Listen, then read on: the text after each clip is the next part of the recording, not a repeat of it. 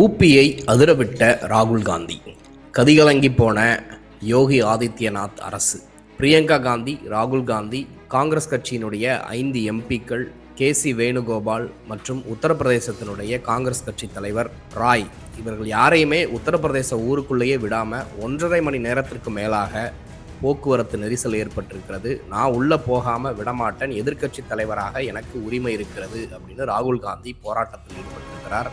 உத்தரப்பிரதேசத்தையே கதிகலங்க வச்சிருக்கிறது காங்கிரஸ் கட்சி அப்படின்னு தான் சொல்லணும். மிகப்பெரிய அளவில் உத்தரப்பிரதேசத்திற்குள்ள நுழைய விடாமல் தடுத்திருக்கிறது உத்தரப்பிரதேச காவல்துறை. கடும் பயத்திலையும் நடுக்கத்திலையும் யோகி ஆதித்யநாத் இருந்தாரா? இதை பற்றி ஒரு விரிவான செய்தி தான் இந்த வீடியோவில் நம்ம பார்க்க போகிறோம். கோபாசை நண்பர்களுக்கு வணக்கம். வீடியோக்குள்ளே போகிறதுக்கு முன்னாடி சேனல் மறக்காமல் சப்ஸ்கிரைப் பண்ணிடுங்க. இந்த வீடியோவை லைக் பண்ணிவிட்டு உங்கள் கருத்துக்களை மறக்காமல் கமெண்ட் செக்ஷனில் பதிவிட்டுருங்க. உத்தரப்பிரதேசத்தில் சாம்பல் அப்படிங்கிற ஒரு மாவட்டத்தில் ஏற்பட்ட மதக்கலவரம், அது மதக்கலவரம் அப்படின்னு சொல்கிறத விட அரசினால் ஏற்படுத்தப்பட்ட ஒரு கலவரம் அப்படின்னு தான் சொல்லணும். கிட்டத்தட்ட 5 நபர்கள் வந்து அந்த துப்பாக்கிச் சூட்டு, இப்போ காவல்துறையினர் நடத்தின துப்பாக்கிச் சூட்டில் பலியாகி இருக்கிறாங்க. வழக்கம் போல் என்ன இதனுடைய சம்பவத்தினுடைய பின்னணி என்ன அப்படின்னு பார்த்தீங்கன்னா, அங்கே இருக்கக்கூடிய ஒரு மசூதி, அந்த மசூதிக்கு உள்ளே ஒரு கோவில் இருந்திருக்குது. அந்த கோவிலை இடிச்சிட்டு தான் மசூதி கட்டியிருக்கிறாங்க அப்படிங்கிறது தான் பிஜேபியினருடைய சார்ஜாக இருக்கிறது. இந்த பிரச்சனை எங்கே ஆரம்பிக்குது அப்படின்னு பார்த்தீங்கன்னா, ஒரு ஹைகோர்ட்டினுடைய உத்தரவு, அந்த உத்தரவின் அடிப்படையில் archaeological survey of India, ASI அப்படின்னு சொல்லக்கூடிய அந்த அமைப்பு அங்கே சர்வே மேற்கொள்கிறாங்க. அதன் அடிப்படையில் தான் அங்கே கலவரமே வெடிக்க ஆரம்பிக்கிறது. ஸோ அங்கே பாதிக்கப்பட்ட மக்களை இந்தியாவினுடைய பிரதான எதிர்க்கட்சி தலைவராக ராகுல் காந்தி அவர்களும் நான் அதை பார்வையிடணும், அந்த பாதிக்கப்பட்ட மக்களுக்கு ஆறுதல் கூறணும் அப்படின்றதுக்காக டெல்லியிலிருந்து வாகனம் மூலமாகவே புறப்பட்டு சென்றிருக்கிறார் உத்தரப்பிரதேசத்திற்கு. உள்ளேயே விடாமல் தடுத்திருக்கிறது உத்தரப்பிரதேச காவல்துறை. மிகப்பெரிய அளவில் போராட்டத்திலும் ஈடுபட்டிருக்கிறாங்க. நான் 1.5 மணி நேரத்துக்கு மேலாக அந்த இருந்த இடத்துலையே ராகுல் காந்தி போராட்டத்தில் ஈடுபட்டிருக்கிறாரு.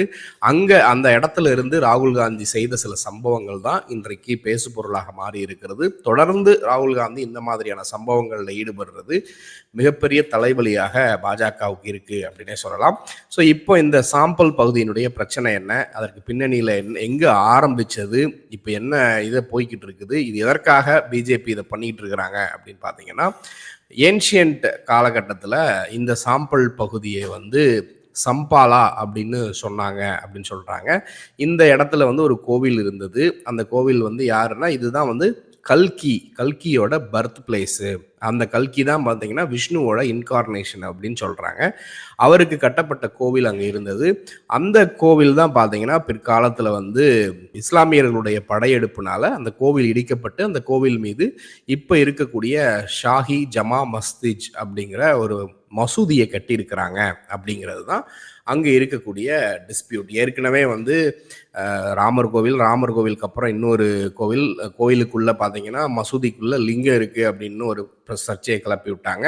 இது எல்லாத்துக்கும் பின்னணியிலையும் பார்த்தீங்கன்னா, இந்தியாவில் ஒரு மிக முக்கியமான மாநிலத்திலேயோ மாவட்டங்கள்லேயோ தேர்தல் நடக்க இருக்குது, இல்லை மோடி அரசுக்கு வேற ஏதாவது ஒரு நெருக்கடி வருது, அதானி போன்ற விவகாரங்கள் பூதாகரம் ஆகுது அப்படின்னா உடனே இந்த மாதிரியான சம்பவங்கள் எல்லாம் கிளப்பி விட்டு ஒரு கலவரத்தை தூண்டி விட்டுட்டு அந்த விஷயத்தை, அந்த நியூஸ் எல்லாம் இந்தியா முழுக்க பரவாமல் டைவர்ட் பண்ணுறதுக்கு தான் இப்படியெல்லாம் பயன்படுத்துகிறாங்க அப்படிங்கிறது தான் அகிலேஷ் யாதவ் போன்றவர்கள் இந்த விஷயத்தை குறித்து குற்றம் சாட்டுகிறார்கள். ஸோ இந்த மசூதிக்குள்ள இடித்து பார்த்தா கோவில் இருக்கும். ஸோ அதற்கு அங்கே இருக்கக்கூடிய கோர்ட் உத்தரவு பிறப்பிக்குது. உடனே ASI அதிகாரிகள் அங்கே ஆய்வை மேற்கொள்கிறப்ப முஸ்லிம்களுக்குன்னு அந்த மசூதிக்கு உள்ள இருக்கக்கூடிய அந்த புனித ஸ்தலத்தில் இருக்கக்கூடிய சில விஷயங்கள்ல இவங்க முறையாக நடந்து கொள்ளவில்லை அப்படின்னு அங்கே ஒரு டென்ஷன் உருவாகுது.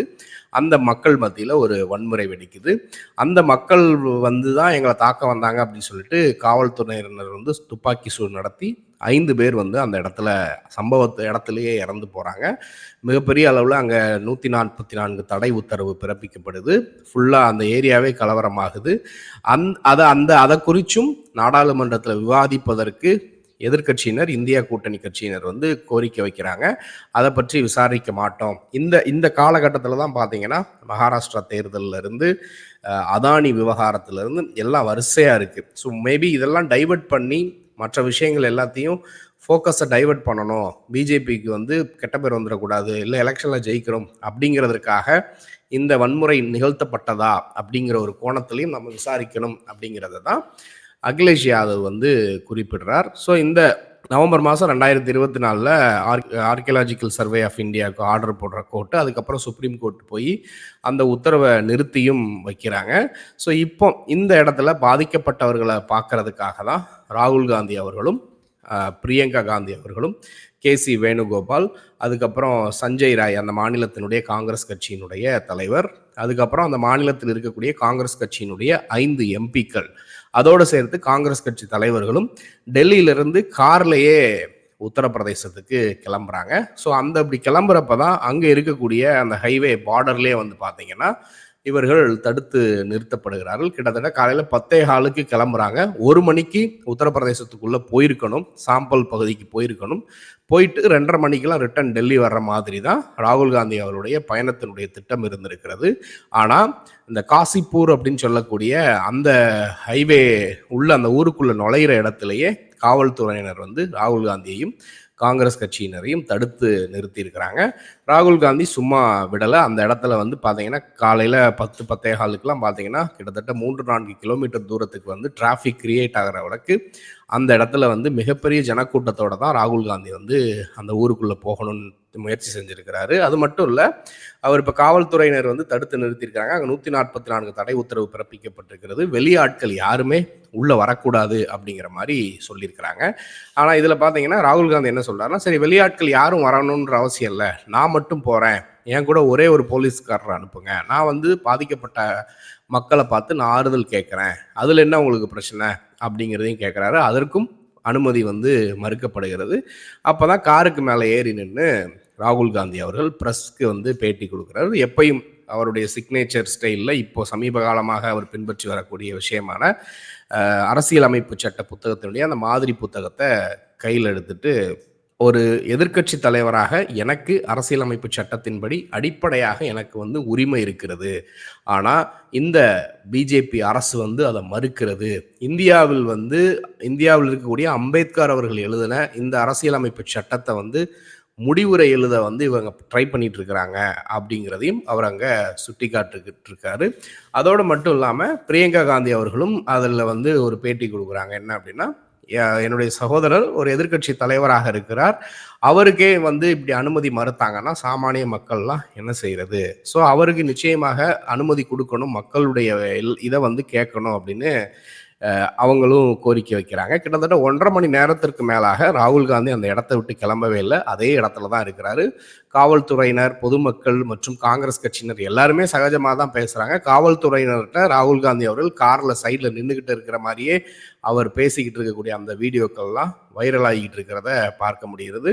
பட் கடைசி வரைக்கும் இவரை ராகுல் காந்தி அவர்களையோ மற்ற யாரையுமே வந்து அந்த ஊருக்குள்ளே விடலை அப்படிங்கிறத தான் பார்க்குறோம். ஏற்கனவே மணிப்பூர் விவகாரத்திலையும் அன்றைக்கு ராகுல் காந்தி வெறும் எம்பியாக இருந்த காலகட்டத்திலேயே 2 முறைக்கு மேலாக மணிப்பூர் சென்று அங்கே பாதிக்கப்பட்ட மக்களை வந்து அவர்களுக்கு ஆறுதல் கூறிவிட்டு வந்தார். ஸோ உத்தரப்பிரதேசத்தில் இப்போ சமீபத்தில் நடந்த ஒரு சில கலவரங்கள்லையுமே இவர் நேரடியாக சென்று அங்கே உள்ள மக்களை வந்து ஆறுதல் கேட்டுட்டு வந்தார். ஸோ இப்போ இந்த சாம்பல் பகுதிக்கும் கேட்டதுக்கு விடாமல் அவரை தடுத்து நிறுத்தி இருக்கிறாங்க.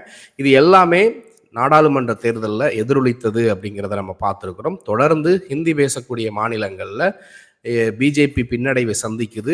குறிப்பாக ராகுல் காந்தி அவர்களும் காங்கிரஸ் கட்சியினரும் மேற்கொள்ளக்கூடிய இந்த அரசியலமைப்பு சட்டத்தை பாதுகாக்கணும்.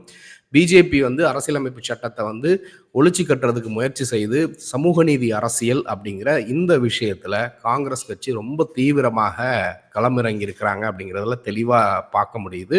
ஸோ இந்த விஷயம் எக்ஸ்ட்ரீம் லெஃப்டாக இருக்கக்கூடிய ஒரு சிந்தனையோடு, ஒரு கொள்கையோடு காங்கிரஸ் கட்சி தங்களுடைய கொள்கை வழிபாதையை அமைச்சுக்கிறதுனால அது இந்தியாவுக்கு மிகப்பெரிய அளவில் நன்மை பயக்கக்கூடிய வகையில் தான் இருக்கும்னு சொல்கிறாங்க. ஏன்னா எக்ஸ்ட்ரீம் ரைட் விங்கோட ஆட்டிடியூடோட பிஜேபி இருக்கிறப்ப அதோட எதிர்க்கட்சி எக்ஸ்ட்ரீம் லெஃப்டாக இருந்தால் தான் நல்லாயிருக்கும், இல்லைனா சாஃப்ட் இந்துத்துவாவோடு இருந்தால் வேலைக்காகாது. ஏன்னா இப்போ வேறு வழியே இல்லை, பிஜேபிக்கு கலவரம் பண்ணுறதை தாண்டி வேறு வழி தெரியாது எலெக்ஷனில் ஜெயிக்க. அதனால் சமூக நீதி பாதையில் தான் அவர்களும் பயணிக்கக்கூடிய இடத்துக்கு வந்திருக்கிறாங்க. மக்கள் நல திட்டங்களை கையில் எடுத்து அதை அறிவிக்காமல் எந்த தேர்தலிலும் வெற்றி பெற முடியாது அப்படிங்கிற நிலைமைக்கு பிஜேபியும் வந்துட்டாங்க. ஸோ இந்த இடத்துல ராகுல் காந்தி மற்றும் காங்கிரஸ் கட்சியினர் மற்றும் இந்தியா கூட்டணியினர் இன்னும் அதிகமாக இடதுசாரி அரசியலையும் தமிழ்நாட்டில் 50 ஆண்டுகளுக்கு மேலாக பின்பற்றி வந்த அந்த திராவிட அரசியல், அதாவது மக்கள் நல திட்டங்கள் அடிப்படையில் மக்களுக்கு நல்லது செய்யணுங்கிற அடிப்படையில் இருக்கக்கூடிய அந்த அரசியல் தான் இன்றைக்கு காங்கிரஸ் கட்சிக்கு ஒரு ஒரு ஒரு வாய்ப்பை கொடுத்துருக்கு அப்படின்னே சொல்லலாம். கர்நாடகா, தெலுங்கானா, ஹிமாச்சல் பிரதேஷ் போன்ற மாநிலங்களில் அதனால தான் பிஜேபியும் அதை கையில் எடுத்திருக்கிறாங்க அப்படிங்கிறத பார்க்க முடிகிறது. ஸோ இந்த நேரத்தில் ராகுல் காந்தி இன்னும் வேகமாக இந்த மாதிரி செயல்பட வேண்டும் அப்படிங்கிறது தான் பெருவாரியான அரசியல் திறனாய்வாளர்களுடைய எதிர்பார்ப்பாக இருக்கிறது. ஸோ தொடர்ந்து பேசலாம். இதை குறித்து நீங்கள் என்ன நினைக்கிறீங்கன்றது மறக்காமல் கமெண்ட்டில் சொல்லுங்கள். நன்றி.